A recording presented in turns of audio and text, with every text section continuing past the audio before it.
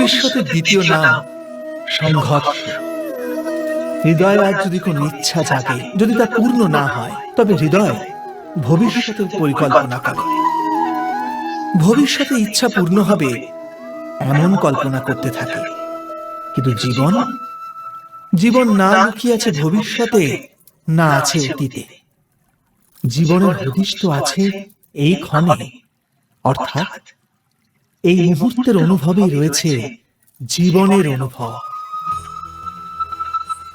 কিন্তু আমরা সব জেনে বুঝেও এটুকু সত্য মেনে নিতে পারি না।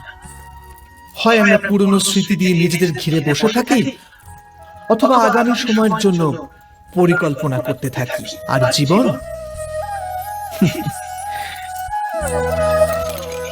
জীবন বয়ে চলে। এই সত্য যদি আমি হৃদয়ে গেঁথে নিই যে না আমরা ভবিষ্যৎ দেখতে পাই, না আমরা ভবিষ্যৎ নির্মাণ করতে পারি, আমরা তো কেবল ধৈর্য আর সাহসের সাথে ভবিষ্যৎকে আলিঙ্গন করতে পারি, স্বাগত জানাতে পারি ভবিষ্যৎকে। আর তবেই কি জীবনের প্রতি মুহূর্ত জীবনের দ্বারা মুখরিত হয়ে উঠবে না? স্বয়ং বিচার করুন।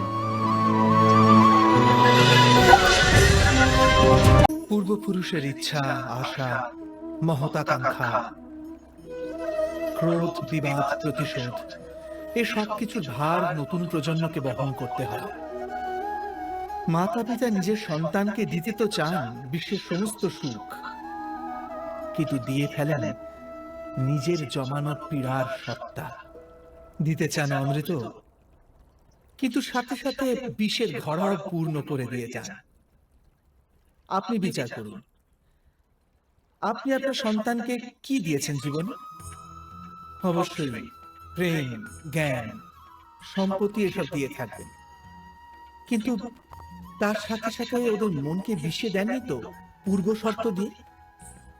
ভালো মন্দের পূর্ব পরিকল্পিত ব্যাখ্যা দেননি তো?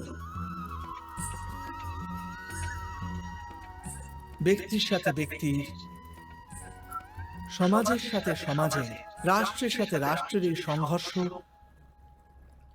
পূর্ব ব্যাখ্যার থেকে নির্মিত নয় কি? হত্যা, মৃত্যু, রক্তপাত, এসব কি পূর্ব ব্যাখ্যা থেকে জন্মায় না? অর্থাৎ মাতা পিতা নিজের সন্তানকে জন্মের সাথে সাথে মৃত্যুর দানও দেন, প্রেমের প্রকাশের সাথে সাথে ঘৃণার অন্ধকার উপহার দেন। আর অন্ধকার মনের হোক, হৃদয়ের হোক বা বাস্তবিক হোক, তার থেকে কেবল ভয়ের উৎপত্তি হয়, কেবল ভয়। স্বয়ং বিচার করুন।